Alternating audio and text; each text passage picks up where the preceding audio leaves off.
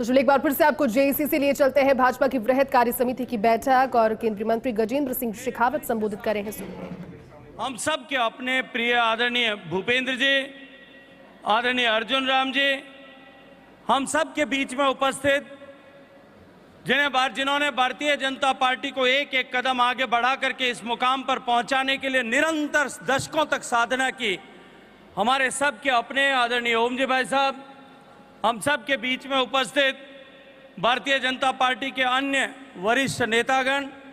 इस सभागार में उपस्थित राजस्थान सरकार के सभी मंत्रीगण, भारतीय जनता पार्टी के दायित्ववान कार्यकर्ता, सभी स्तर पर का चुने गए ऐसे सारे जनप्रतिनिधिगण, मैं हृदयपूर्वक आप सबका स्वागत करता हूं, अभिनंदन करता हूं। और मैं अभिनंदन इसके लिए करना चाहता हूं कि अभी हाल में हुए लोकसभा चुनाव में जिस तरह से भारतीय जनता पार्टी ने विजयश्री का वरण किया और एनडीए की एक सरकार लगातार तीसरी बार बनी, मैं अभिनंदन आप सबका इसलिए भी करना चाहता हूं कि विधानसभा चुनाव के बाद सामूहिक रूप से इस तरह से हम सब लोग एक साथ एकत्रित आए। विधानसभा चुनाव में आप लोगों ने प्रचंड पुरुषार्थ कर परिश्रम करते हुए इस वीरधरा राजस्थान में कांग्रेस के कुशासन और कुराज को समाप्त कर भारतीय जनता पार्टी का सुशासन स्थापित करने का काम किया। माननीय अभी साथियों, अभी आदरणीय राजेंद्र सिंह जी ने हम सब के सामने एक विषय रखा कि किस तरह से एक तरफ 2014 से लेकर के जो यात्रा देश में नरेंद्र मोदी जी के नेतृत्व में भारतीय जनता पार्टी की एनडीए के सरकार की प्रारंभ हुई, जिसने देश की दशा और दिशा को बदलने के लिए काम किया। देश के सामान्य मानवी के मन में जो एक अविश्वास घर कर गया था कि देश में ये लोकतांत्रिक व्यवस्था क्या देश के लिए अनुकूल है या नहीं, जहां सामान्य मानवी इस बात पर चिंता करने लगा था, चर्चा करने लगा था कि लाखों बलिदानों के बाद में जिस लोकतांत्रिक व्यवस्था को, जिस स्वतंत्रता को, जिस आजादी को हमने प्राप्त किया है, वहां इस लोकतांत्रिक व्यवस्था में बाढ़ खेत को खाने लगी है। उस मुकाम से उठा करके 2014 में जब देश की जनता ने हमें आशीर्वाद दिया, आज भारतीय जनता पार्टी और एनडीए की सरकार ने पिछले 10 साल में, यदि मैं एक पंक्ति में कहूं, सफलताओं की बात, व्यवस्थाओं में परिवर्तन की बात यदि करें तो शायद बहुत सारे लोग उसमें अपने डॉक्टरेट लिख सकते हैं, बहुत सारे लोग उसमें रिसर्च कर सकते हैं, लगातार लंबी लंबी पुस्तक मालाएं लिखी जा सकती है, लेकिन यदि एक व्याख्या शब्द में मुझे कहना पड़े, एक वाक्य में मुझे कहना पड़े, तो मैं कहूंगा कि भारत के आम आवाम का खोया हुआ विश्वास लौटाने में नरेंद्र मोदी जी की सरकार ने सफलता प्राप्त की है। आज भारत का नागरिक एक उत्साह के साथ लबरेज होकर के, एक असीम विश्वास के साथ में खड़ा होकर के ये देश विकसित हो सकता है और 2047 तक हम भारत को विकसित बनाएंगे, इस यात्रा को प्रारंभ कर चुका है। और अब जब राजस्थान में डबल इंजन की सरकार बनी है, आप सबके पुरुषार्थ से, आप सबके परिश्रम से, आप सबके सहयोग से, आप सबकी ताकत के आधार पर जो राजस्थान में डबल इंजन की सरकार बनी है, और अपने यहाँ जो कहते हैं कि पूत के पांव पालने में दिखाई देते हैं, सरकार बनने के ठीक साथ से ही जिस तरह से इस अल्पकाल में, क्योंकि चुनाव की आचार संहिता लग जाने के कारण से बहुत थोड़ा सा समय आचार संहिता के पहले मिला था, और आचार संहिता के बाद के इस छोटे से कालखंड में जिस तरह से सरकार ने एक व्यापक प्रभाव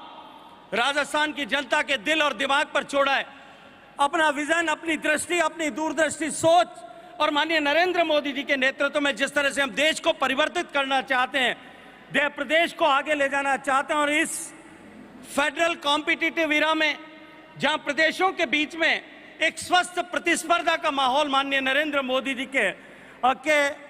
उनके प्रयासों से, उनके मार्गदर्शन में खड़ा हुआ है, उसमें राजस्थान अग्रणी प्रदेश बनेगा और देश के ग्रोथ इंजन के रूप में अपने आप को स्थापित करेगा। ये आज माननीय भजनलाल जी के नेतृत्व में हमारी सरकार का लक्ष्य और हमारी सरकार का विचार, हमारी सरकार का संकल्प आप आज आमजन महसूस करने लगा है। मैं उसके लिए हृदयपूर्वक भजनलाल जी को और उनकी सरकार के सभी साथियों को बधाई देना चाहता हूं, अभिनंदन करना चाहता हूं। मित्रों, नैरेटिव की बात अभी आदरणीय भूपेंद्र जी जब बात कर रहे थे तब उन्होंने कुछ आंकड़े बताए। उन्होंने कहा कि 99 सीट आई जो मात्र 18% होता है। अभी आदरणीय राजेंद्र सिंह जी ने भी कहा, इस बात की चर्चा की कि उनको मात्र 99 सीटें मिली है। आदरणीय प्रदेश अध्यक्ष जी ने भी चर्चा की कि शायद वो भूल गए कि 100 में से 99 सीटें नहीं, 543 में से 99 सीटें आई। मैंने एक दिन किसी एक मित्र के सामने उनसे इस बारे में चर्चा की थी। मैंने उससे कहा कि भारतीय जनता पार्टी ने, एनडीए ने तीसरी बार लगातार सरकार बनाई है।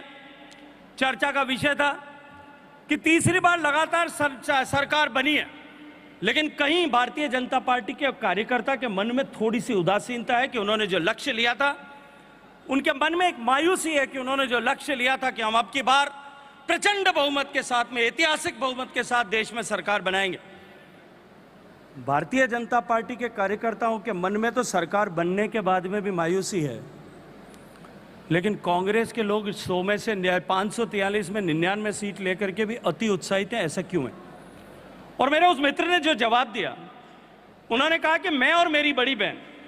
दोनों एक साथ क्लास में एक स्कूल में पढ़ते थे। हम एक क्लास आगे पीछे थे। मेरी बड़ी बहन के अगर 100 में से 95 नंबर भी आ जाते, क्योंकि वो 100 में से 99 नंबर लाती थी, तो उनसे अपेक्षा 99 लाने की थी। तब जब 100 में से एक बार 95% नंबर आ गए तो घर में उदासी और मायूसी का माहौल बन गया। और मेरे मित्र ने कहा कि मैं क्योंकि 60 भी कभी लाता नहीं था, बड़ी मुश्किल से पास होता था, एक बार मुझे 55 नंबर मिल गए तो सारे मोहल्ले वाले मिठाई बांट रहे थे। कांग्रेस की स्थिति ठीक वैसी, क्योंकि न तो उनके नेतृत्व को, न उनके कार्यकर्ताओं को, न उनके ऊपर विश्वास रखने वालों को कहीं अपेक्षा थी कि वो 99 भी ला सकते हैं। इसलिए वो 99 लाने का झूठा नैरेटिव खड़ा करने की आज जो है वो प्रयास कर रहे हैं। मित्रों, हम सब ने देखा जब 2014 से 19 के बीच में सम्मानीय नरेंद्र मोदी जी के नेतृत्व में सरकार युगांतरकारी फैसलों के साथ में काम कर रही थी, तब किस तरह से देश में 3 बार 3 अलग अलग विषयों को लेकर के झूठे नैरेटिव खड़े करने की कोशिश की गई थी। पहले शुरुआत के दौर में मॉब लिंचिंग के बाद को लेकर के और देश में एक नई चर्चा प्रारंभ हुई और उसको लेकर के इस तरह का माहौल देश भर में बनाया गया कि देश में अल्पसंख्यक इस सरकार के समय में असुरक्षित और सुनियोजित रूप से इस नैरेटिव को गढ़ा गया। उसके बाद में देश में रोहित वेमुला की हत्या के बाद में इस तरह का नैरेटिव खड़ा करने की कोशिश की गई कि देश में अल्पसंख्यक बहुत सुरक्षित है और इस तरह की विचारधारा जो है वो विचारधारा के आधार पर राज्य देश में लोगों के को परेशान करने का काम किया जा रहा है। और उसके बाद जब आज जो है देश में उसी श्रृंखला में उस 5 साल के कालखंड में रफाल को लेकर के, रफाल डील